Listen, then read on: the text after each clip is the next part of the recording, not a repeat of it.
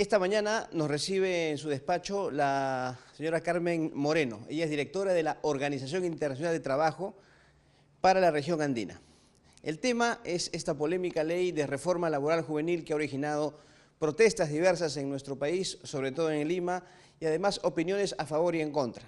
Las que están en contra piden su derogatoria, su eliminación. Los que están a favor piden mantenerla, pero obviamente aceptan hacer una serie de correcciones o reformas a la misma. Pero vamos a solicitarle a Carmen, a quien le agradecemos por recibirnos aquí en su despacho, bueno, ¿cuál es la posición de la OIT respecto a esta polémica reforma? ¿Cómo está, Carmen? Muchas gracias, muy buenos días, estamos en vivo para RPP. Muy buenos días, muchas gracias, buenos días a los televidentes. Bueno, en relación a esta ley que efectivamente no ha concitado todos los consensos que pudiera asegurar el éxito de su implementación, la OIT, la oficina, los funcionarios, la que yo represento a la oficina, no hacemos pronunciamientos respecto a la legislación de los países. Sin embargo, la organización, que es una organización tripartita que la conforman gobiernos, organizaciones de trabajadores y empleadores, tiene unos órganos que supervisan la aplicación de los convenios que ha ratificado un país. En este sentido, estos órganos, y a la luz de una reclamación que han presentado las organizaciones sindicales junto con el colectivo juvenil, por afectar la aplicación de una serie de convenios que ha ratificado el país, es posible que puedan, o sea, es posible, no, harán sus recomendaciones y observaciones sobre esta ley, ¿no? Carmen, ¿cuáles son estos convenios ratificados por el Perú que colisionan de alguna manera con los términos de la reforma laboral juvenil? Bueno, según la reclamación que han presentado, y a la luz de los preceptos de la ley, tiene que ver con el convenio sobre igualdad de remuneración por trabajo de igual valor, tiene que ver con el convenio sobre discriminación en el empleo y la ocupación, tiene que ver con las políticas de empleo, y tiene que ver también con el convenio con la consulta tripartita, ¿no? Este último punto de la consulta tripartita tiene que ver, tengo entendido, con digamos, la elaboración de la ley. Si se ha consultado efectivamente a las instancias respectivas sobre los términos de la norma. Lo deseable hubiese sido que su elaboración hubiese sido más participativa y más en consulta o en diálogo con las organizaciones de empleadores, de trabajadores y también con los jóvenes. En el país existe el Consejo Nacional del Trabajo, un espacio de diálogo social por excelencia.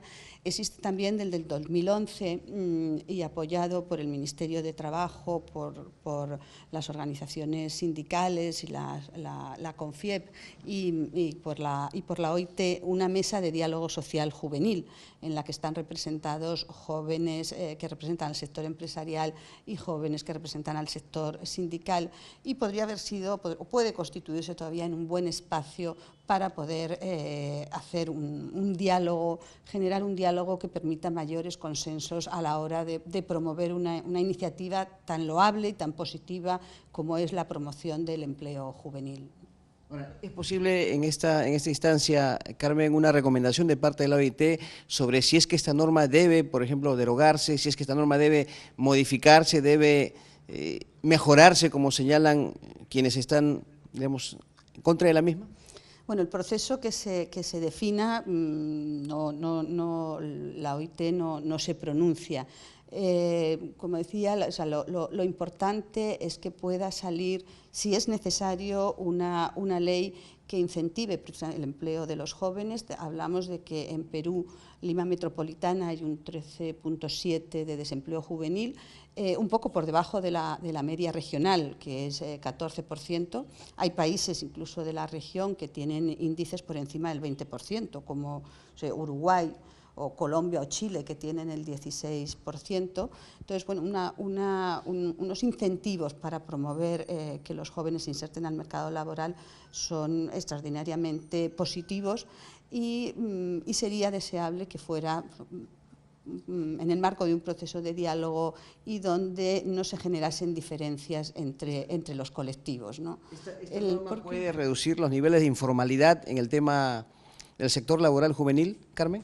Bueno, la informalidad es un tema complejo, sabemos que es muy alto en la región, es muy alto en el Perú, y una norma por sí misma y una iniciativa por sí misma no reduce la informalidad. Tienen que abordarse aspectos de incentivos, aspectos fiscales, aspectos de productividad, aspectos de fortalecimiento de las capacidades del capital humano. O sea, por sí mismo es difícil que la norma llegue a reducir significativamente la informalidad, que es muy alta, y es muy alta sobre todo, como sabemos, en el sector de la pequeña empresa, ¿no? El 68% de los jóvenes asalariados están en la empresa entre 2 y 10 trabajadores, y el 32% está en la empresa por encima de 10 trabajadores, aunque es cierto que la mediana empresa, o sea, la empresa por encima de 10 trabajadores, ha generado empleo formal en los últimos años, ¿no? A raíz de la presentación de estos reclamos de las centrales sindicales contra la reforma laboral juvenil, ¿cómo es el proceso de resolución en la OIT? ¿Cuánto tiempo demora? Y lo que se emite al final ¿es una recomendación o una conclusión que sea de carácter vinculante para el gobierno peruano? Bueno, es un proceso. La comisión que revisa esta reclamación solicitará al Gobierno sus comentarios, sus alegatos frente a lo que argumenta la reclamación, y se establecerá también un diálogo para conocer las opiniones en profundidad del Gobierno, qué otras políticas o qué otras iniciativas tiene el Gobierno que puedan coayudar a fomentar el trabajo de los jóvenes. No podemos olvidar que el Perú tiene cosas muy buenas, como puede ser el programa Jóvenes a la Obra, que da una capacitación de 3 meses y después 3 meses en la empresa, que tiene también la ley de modalidades formativas, tiene la ley que incentiva la reducción de renta por capacitación. Entonces, ese conjunto de iniciativas yo abogaría porque pudieran ser evaluadas o analizadas, porque realmente es un conjunto de políticas muy interesante para promover el trabajo de los jóvenes. ¿Y cuál es la evaluación que hace la OIT sobre el respeto a los derechos laborales en nuestro país, en comparación sobre todo con otras naciones de la región? Bueno, el Perú, como todos los países, hacen esfuerzos por cumplir con los convenios ratificados, hacen esfuerzos por fortalecer los derechos laborales, pero sin embargo creo que hay todavía desafíos pendientes para poder fortalecer derechos como la igualdad de remuneración. Sigue habiendo disparidades en cuanto a hombres y mujeres por el trabajo de igual valor, sigue habiendo discriminación en el empleo. Creo que hay que avanzar también. ¿Cuál es el sector, perdón, más vulnerable en este sentido, Carmen? En cuanto al cumplimiento de derechos laborales, el sector informal, ¿no?, donde se encuentra sobre todo los cuentapropistas, los trabajadores domésticos y la pequeña empresa. Los trabajadores domésticos. Donde el trabajador del hogar, ¿no? Claro, porque hemos tenido recientemente un caso, hace poco seguramente usted se habrá enterado, de acusación a una ministra de no respetar los derechos laborales de una de sus trabajadoras. Esta situación es bastante complicada.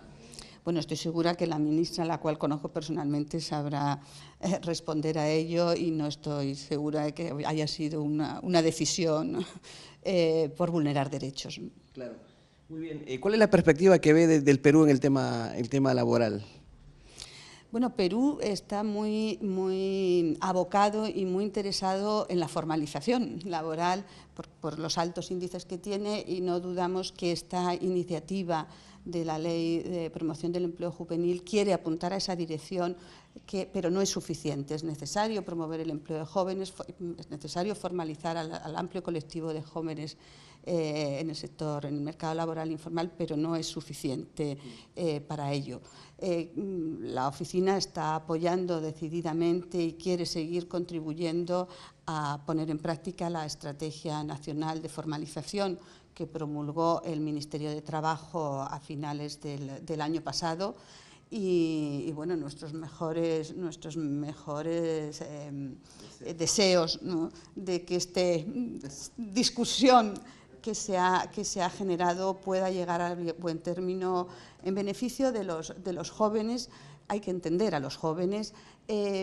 Los jóvenes no pueden pensar en ganar poco hoy, siempre y cuando se les pueda asegurar que el día de mañana pueden ganar más y pueden ascender socialmente. Hablando de jóvenes precisamente y el deseo que hay, necesidad de comprenderlos, ¿cómo evalúa usted toda esta reacción que ha habido en nuestro país, estas manifestaciones que hay contra esta reforma laboral?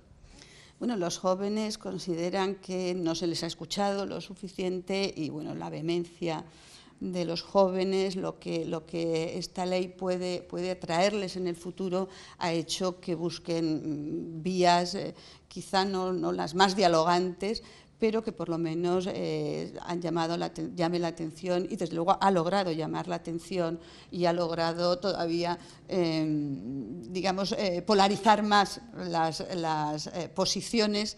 Pero creo que hay una cosa positiva que yo rescato de todo esto, es que los jóvenes se ha puesto en la agenda política, en la agenda social, en la agenda laboral. Bueno, Carmen, yo le agradezco mucho por la gentileza. Ha sido muy valioso escuchar a la representante de la Organización Internacional de Trabajo en una coyuntura obviamente complicada en nuestro país. Muchas gracias nuevamente. Muchísimas gracias a usted, a RPP y a los televidentes. Muy bien, hemos tenido el gusto de conversar con Carmen Moreno, directora de la Organización Internacional del Trabajo para la región andina, sobre la situación laboral en nuestro país.